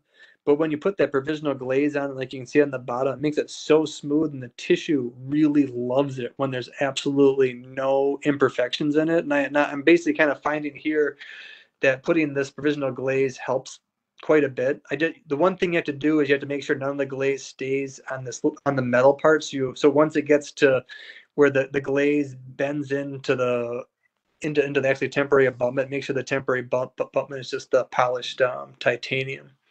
The other thing you can see on this temporary is where I make it really thin and I kind of bulk it out a little bit, especially as you can see from the side. So I'm basically guiding the tissue to fill right into these gaps, so I can basically put the tissue margin exactly where I want it. And it's really important to kind of have a good understanding of this shape of temporary and the importance of the temporary being very smooth and very polished. So when the dentist gets it out and removes it to do the final restoration, it's not bleeding, the tissue's healthy, it's kind of formed a new epithelial long junctional attachment actually on the temporary. All right, so that was my presentation. Those were my 5 cases and a couple pearls, and hopefully you guys enjoyed it. And if you have any questions, I'm going to be around to answer as many as you guys have. Dr. Bunek, thank you. Thank you. Excellent presentation. You gave us all great information and some great clinical pearls for success when treating patients in the aesthetic zone with immediate implant placement. And we loved your summary slide comparing your various approaches to provisional restoration. So that was excellent. We do have some great questions from the viewers. I just want to remind everyone to ask questions via the chat box, and please select Lisa, our host, in the to box in the lower right corner. So Dr. Bunek, the first question was, what suturing technique do you use? And I think this question came in when you were showing your next to the last case. Yeah, so sometimes what I'll do, if I feel like when I put the temporary in and the facial tissue is a little bit loose and I'm kind of want to make it a little bit snugger, I'll do one of 2 things. I'll do kind of a deeper suture on the facial and do 2 simple sutures just interproximally. And I'll do the same thing, just a simple suture if I feel like the papilla gets loose. But if I'm doing more of a simple suture with a loose papilla, I'll do a vertical mattress suture. So I'm not putting the suture over the top of the papilla. I'll just kind of put it in through the facial, out through the palatal, back in through the palatal, out the facial again, maybe 2 millimeters apart just to hold the tissue in place. Another suture technique I'll use sometimes is I'll put it in through the facial, out through the palatal, back in through the palatal, out the facial, and I'll just tie it on the front, almost like a garbage bag around it to hold it really tight. So the suture will be right through the front, just holding the basically the facial tissue tight up against the temporary. So basically what I'm doing, any way you can possibly do it, I'm just trying to tighten the tissue so it's snug up against the temporary, so there's less chance of anything going wrong. Okay, excellent. Do you think one of these times you might do some recordings of your suturing techniques, just short recordings, and add that to one of your next presentations? Yeah, we could do something like that. Because I mean, the issue with this is I'd say, 9 out of 10 times I use no sutures. But it is nice to have a couple ideas of how you would suture in those cases where you feel like I think it would benefit from a little bit of, an added security that the tissue is a little bit tighter around the temporary. Okay, there's 2 different questions about bone grafting at the time of placement. So one of them is, what are you doing to prevent loss of the bone graft material? And then the second one is, what are your thoughts on using putty for grafting around the implants versus chips? I haven't had much success with the putties. I've tried a lot of different putties. I really prefer the different types of bone chips. And one of the main reasons I like the bone chips now is that I'm using PRF. And the PRF, basically, you can't be used with the putties. And basically what the PRF is, or who's not familiar with it, it's basically we do a blood draw on the patients, we mix it in a centrifuge, and we basically can make what's called sticky bone. And what that is it's basically mixing the patient's own growth factors and fibrin with the bone material, and it kind of turns it into almost like a putty. So it basically is a putty, but we're making it ourselves from the patient's own biologics. And also it makes that bone material less likely to fall apart or the pieces to get all over the place. I'm sure, makes the surgery more clean. Basically, when you place the implant, typically what I'll do is I'll put a cover screw in it, and then I'll take little pieces of bone at a time, and I'll just pack the facial. And lots of times what I'll use a perio probe, because sometimes the chips will get blocked, and I just kind of use that to keep pushing them down so they go all the way down to the bottom. Trying to be careful to not let the probe or anything scrape against the implants. You kind of push it towards the facial when you're kind of plucking it down there. Then I have little metal plunger, almost, little bone packers, and I'll just kind of pack it in the facial, and I'll overpack it, basically over the top of the implant, kind of. And then what I'll do is, once I got the bone all packed in there, I'll kind of use a spatula or plastic instrument and just kind of pack it up against the tissue. So I actually will fill the bone higher than the ridge of the actual bone ridge, and a little bit of that bone material will actually be in the tissue. There's a lot of studies that show this too, is that if you leave some extra bone material even up in the tissue to kind of push out the tissue, that'll help maintain tissue thickness.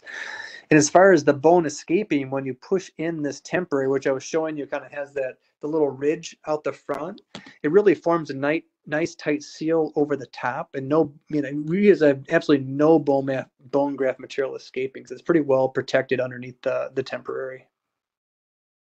Okay, excellent.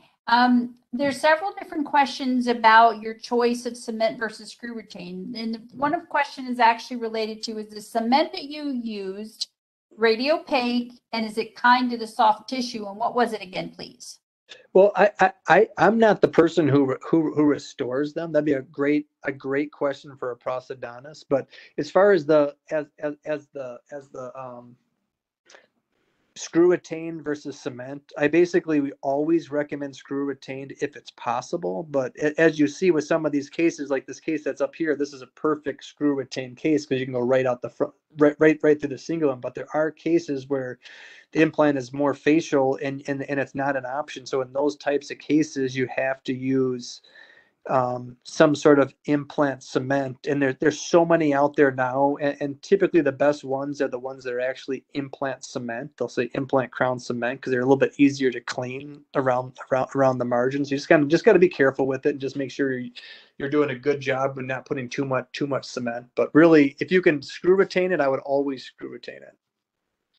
And is that in large part to prevent from residual cement and the potential of peri-implantitis? Exactly. So, and also just retrievability. It just makes it way easier if you ever need to remove it or for any reason. I mean, I would say it's designed to be a permanent restoration. It's never meant to be removed. But if there's ever an issue, like, as a periodontist, unfortunately, we deal with implant complications all the time. And I love it when an implant comes in and it's screw retained. It's so much easier for me to remove and hopefully save it possibly and put it back in. So there's a lot of advantages to having that screw retained. And also, like you said, I think one of the bigger ones is just not having to worry about or stress about leaving excess cement when you cement the crown. Because that's still the most common issue I see when I have an implant complication is some, cement that gets in there.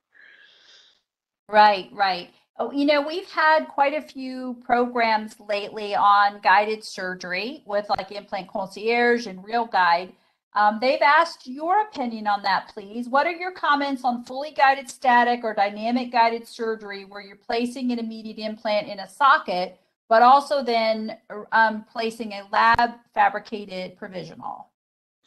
Well, so a lab fabricated provisional is great. I think it's even better than these. So basically, the day you would place the implant, you could take an impression of it and send it, and then basically you'd have to wait till later to place the provisional. You maybe put a healing abutment on it or a custom healing abutment, but the immediate lab fabricated temporary, you'd have to wait to take the impression the day you place the implant, have the lab make it, get it back, and then put it in place.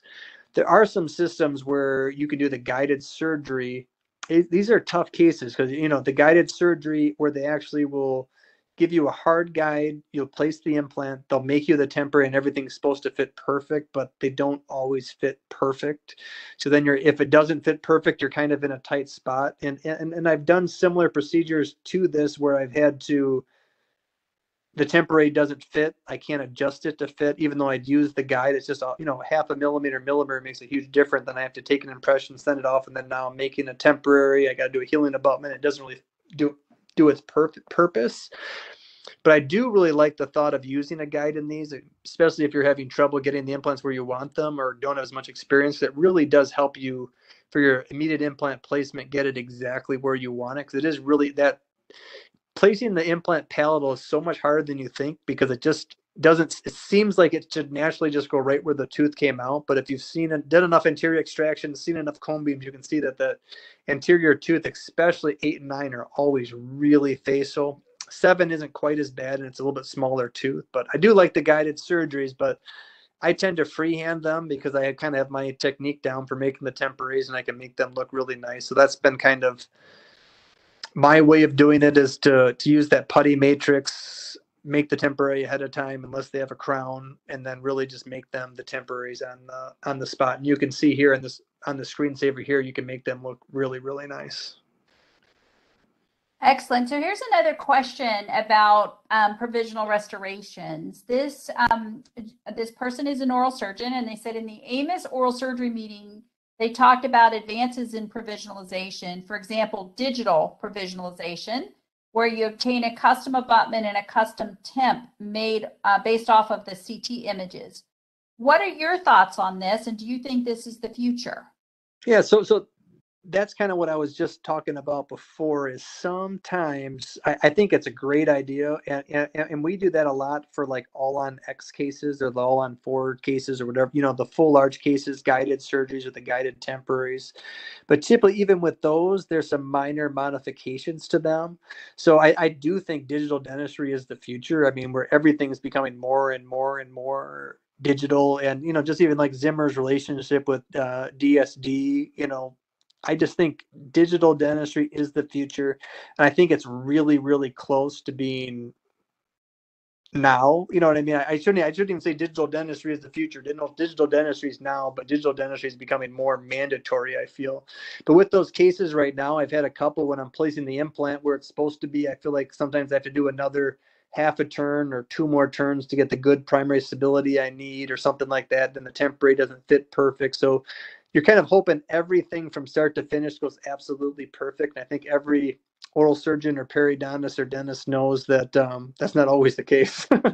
You got to have some room for it. And that's why I like this, but I have had the cases, I'm sorry, I feel like I'm rambling, where I've done that and then I've just taken the temporary that they made that was supposed to be the permanent one and removed it and then just realigned it on top of the abutment and kind of basically modified it so that you can always salvage it and save yourself, but sometimes it's more work than it helps. So I'm more prone for a single tooth to use the guide to place the implant and then just make the temporary myself, or have some sort of prefabricated temporary like I was showing. That's so quick and easy to do it like that.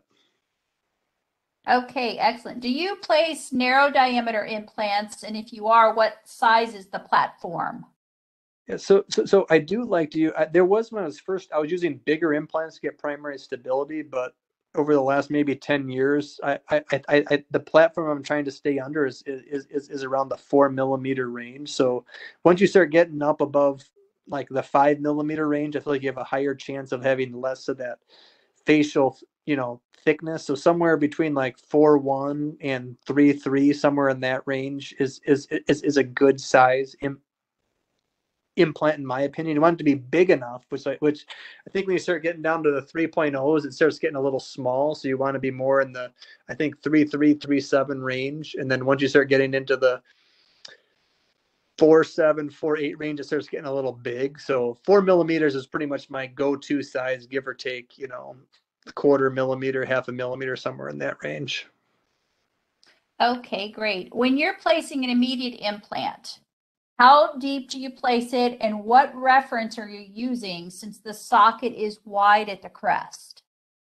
So a tough thing to think about is obviously it's going to be deeper in the interproximals than it is on the facial and palatal. So typically I use the facial measurement. I like it to be, I aim for 3 millimeters below the facial tissue. So if I'm off by half a millimeter, either way, I'm still okay.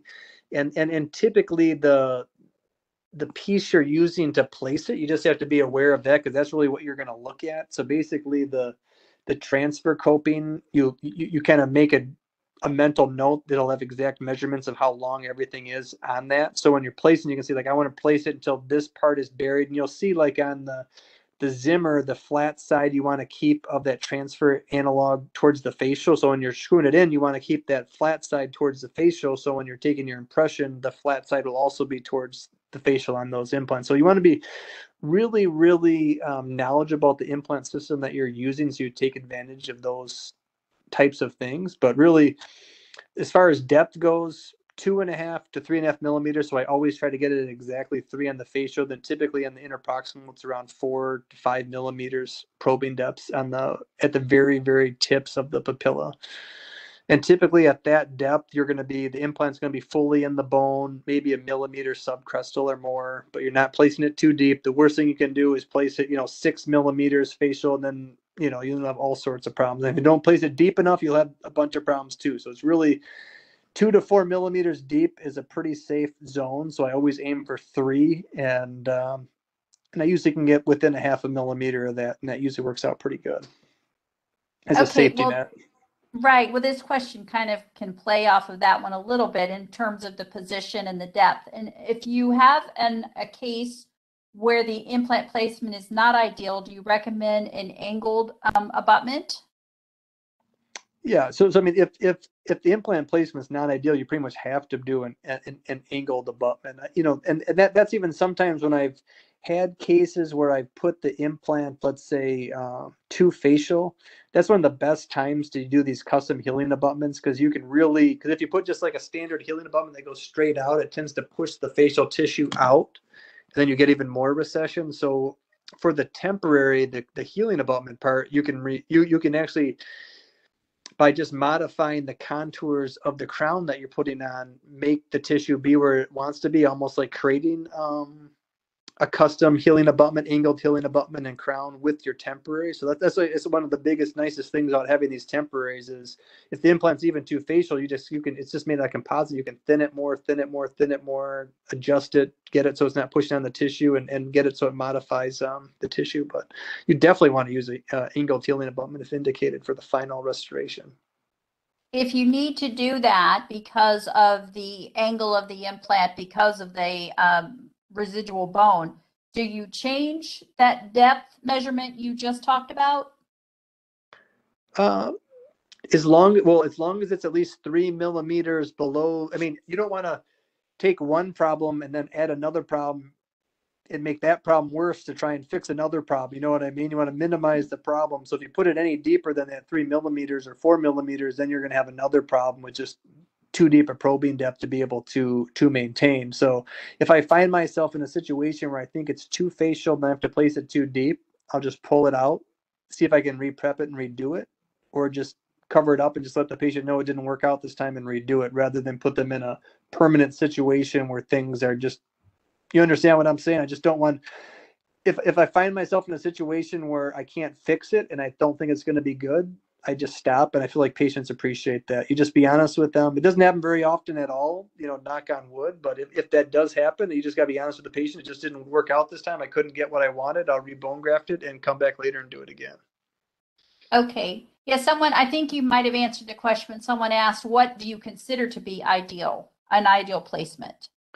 Again, it's going to be where the implant comes right out the cingulum, kind of in this picture here where I show this provisional glaze. Basically, wanted to come right out the cingulum, and typically 3 millimeters exactly below the facial bone. I mean, the facial soft tissue, and that's about it. And I would like it to be palatally located with at least 3 to 4 millimeters from at least 2 millimeters of bone from the facial of the implant to where the bone ends, and a millimeter or two of tissue. So basically, as palatally as you can get it without it being too palatal. I hate to say that, but you know, basically, you want the implant coming right out of the cingulum of where the tooth was. That would be the ideal location. Okay. You spoke about bulking up the composite to support the soft tissue, but talk a little bit, please, about tissue thickness and different patients' biotypes around both implants and provisional abutments. Yeah, so tissue biotype is really important. Thin tissue biotype is one of the hardest to deal with. And one of the cases I showed was that patient who had who we end up veneering the 6 to 11. That patient had extremely thin tissue biotype. And most of the other patients I was showing actually had pretty thick biotype. When someone has a really thick biotype, it's pretty hard to mess up, and you can do a lot of tissue manipulation. But basically, with those really thin tissue biotypes, you're really trying to maintain the tissue exactly where it is. And if you want to try and manipulate or move the tissue, the thinner it is, the harder it's going to be to do. So just got to keep that in mind when you have a thin tissue biotype. That's going to be an easier case to mess up and a lot more difficult case to do and to manage. The patients who have the big, thick, robust keratinized tissue and gingiva, those are going to be your easier cases, the cases that you can make look good by more of the thinning or bulking out the composites to change, because you have lots of tissue to move around. When you have very little tissue to move around, it's a lot more difficult. Okay, you showed a patient with a deep bite. Did you take that provisional crown completely out of occlusion? They're always completely out of occlusion, and I've had a few cases where I planned on doing it, and I just kept adjusting it so much that I just turned it into a custom healing abutment because I could not get the occlusion to work. You know, but I've done hundreds of these. So I mean, you're going to come into lots of different situations.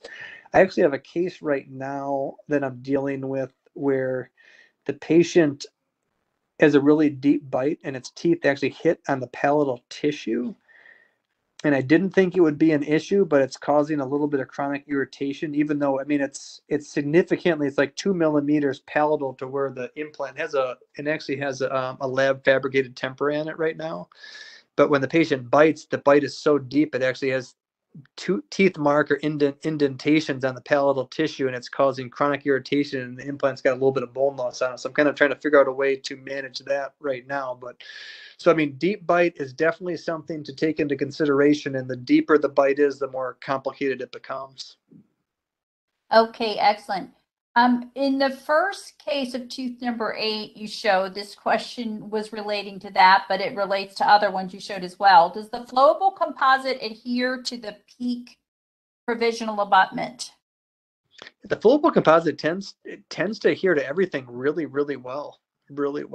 Yeah. So, I mean, I haven't found a material yet I've used it on, even when I'm using it on crowns, ceramic crowns or whatever, it tends to blend in and polish really well into basically any material. I've had any issues where I'm like, this will not stick to something. But sometimes, let's say the PEEK material, if you want, it is really smooth. You can roughen it up or put notches in it or something like that if you're feeling like it's flaking off or something. I've done that before. I've actually thinned it, actually thinned the temporary so I could have the material I put on it be thicker towards the base, just because I want to be able to blend it more over time and thin it. So I've done that before.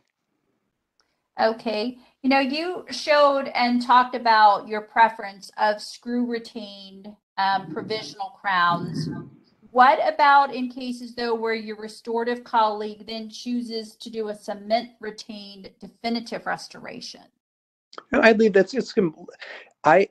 I like to place the implant so it can be, and I feel like in the palatal position like this, it's the best ideal position for a screw retained or one that's cemented. So I really leave it up. If the dentist prefers to do it cemented, it's really up to them.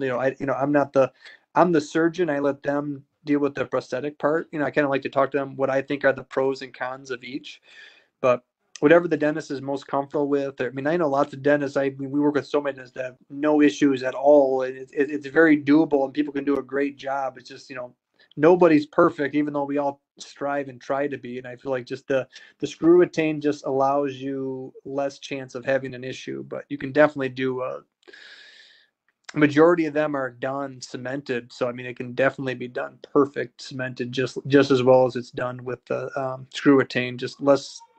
You're basically just like I said, just eliminating a possible complication that could possibly happen. Okay. Would you do this procedure in a patient with MVP, or would you let it heal first and restore it at a later appointment? Sorry, can you repeat that? Yes.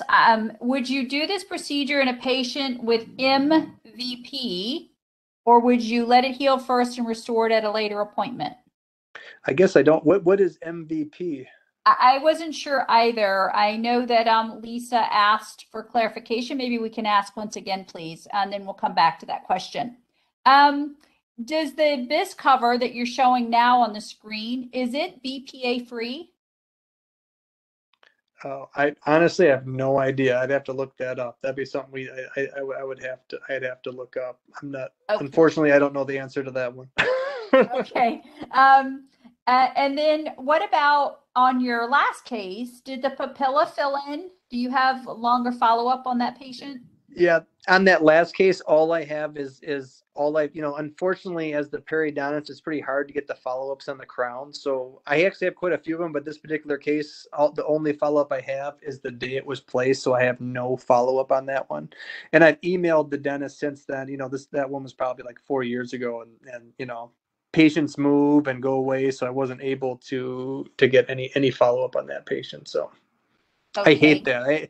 I have almost every one of my best cases I've ever had. I don't have it well documented, or missing a photo or missing a final photo or no follow-up or the patient disappears. Even though, I mean, in our office, we actually have a person's job is all they do is photograph our patients. That's the only job. He comes in, he works 8 to 5 every day. He photographs every patient, every procedure, and then he organizes the photographs. And we still sometimes, it's mostly on the restorative end that we don't get the final results. We're really dependent on our, dentists we work with to try and get those pictures. But patients love to, once it's done, they like to disappear. Just a nature of the beast. Right.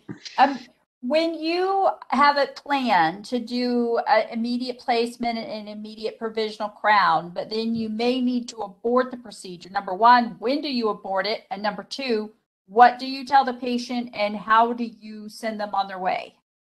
So I always have a backup. I always take a full upper impression, and a clear plastic retainer is typically made so I can make them an Essex retainer in case it can't be done. So that there are some things you have to do. I don't always do the suck down if it doesn't work. Like, all right, we couldn't get it in. Typically, the reason I can't do it is I can't get enough primary stability. So I typically will just place the implant, bone graft it, and bury it, and then give them, because I feel like when I bury it, I can uncover it, and then at the uncovery period, put the provisional that I have ready on it, so they never have to have a healing abutment. They just go right from it buried to having it. And I'll just make them an Essex retainer to use in the meantime until it's ready to uncover, and just have to explain to the patients. But the thing is, I explain this to the patients before I do it, being like, these are the scenarios, this is where it can go. I say, like, there's no guarantee I can even do an immediate implant. I'll say there's three. I'm going to take the tooth out no matter what. Best case scenario, I'll put an implant and a provisional on it. Next is I'll just place the implant in the bone. In the worst case scenario, which is just we do it the conventional way, we take the tooth out, do the bone graft material, and place the implant later. And I would say, I almost never can't place the implant when I'm thinking that's an option, because I've already kind of explored all the contraindications to actually doing the immediate implant, like, perio problems, pathology, large abscess, all those types of things. I'm pretty confident I can place the implant. It's just putting the provisional on isn't a guarantee, but 9 out of 10 times I tell them we can do it. And if we can't do it, you can't do it. It's just the way that it is. But I explain that to them before we even do the procedure, and they get all the prices from our front desk of all the options. It doesn't really change the cost of them that much at all. I don't even know if it does. I don't do that part of it, but they go over all 3 of the examples, all 3 of the explanations, and we plan on one and we work back from there. All righty, great. Someone has asked if you will please elaborate about the biologic width. Yeah, so basically the biological width for an implant is a little bit longer than it is for the biological width on a tooth, and that's kind of where that 3 to 5 millimeters comes into play. So typically with this, you're going to get a longer junctional epithelium, and hopefully they'll get some attachment on it. But basically, you're going to get some circumferential fibers around the abutment, just like you would an implant abutment. It's not the same as an actual tooth itself. There's no cementum or hemidesmosomal, vertical attachment right to a tooth, that you're not going to get that on a temporary abutment. So the actual attachment and security of the tissue circumferentially around an implant is different than that of a normal tooth, and it's more susceptible to issues. So that's why it's so important to have such a clean environment in there. So as far as biological width goes, I don't really worry about biological width, because biological width is more for a crown restoration to bone level. With this, we're just trying to make sure once you have the implant come out, basically from the top of the implant all the way through to the crown, there really is no true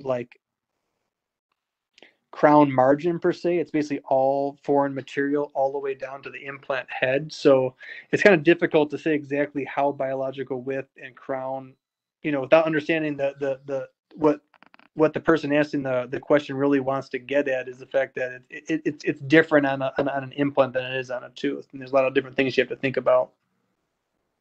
Okay, final question, Dr. Bunek. What do you think are the biggest pros and cons of the immediate implant and provisional restoration protocol that you showed us today? The biggest pros are the fact that you can basically, from the patient comes in and leaves with a fixed tooth inside of their mouth. Typically is one of the least painful post-operative procedures that I do, because it's all in the bone. So there's no tissue manipulation, because bone has no nerve or innervation in it. So there's no tissue manipulation. So the patients typically have very little discomfort afterwards.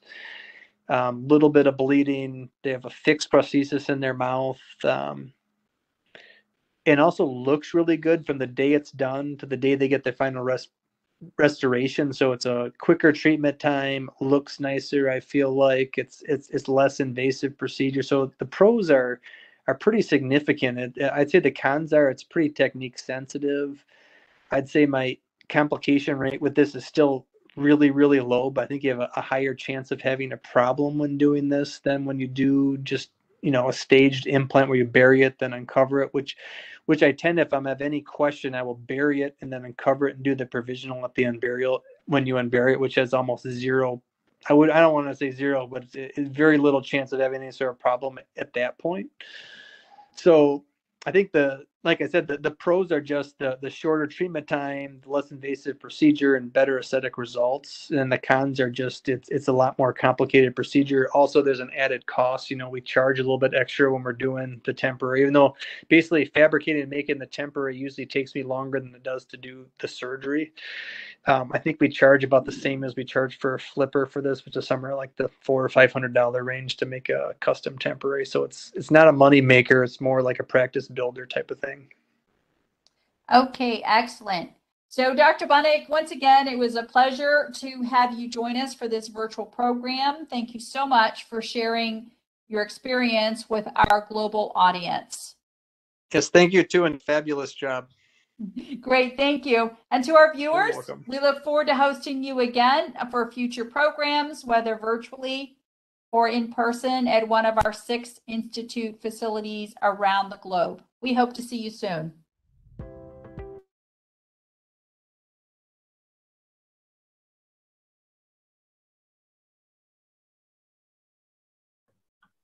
Thank you very much for joining us this evening.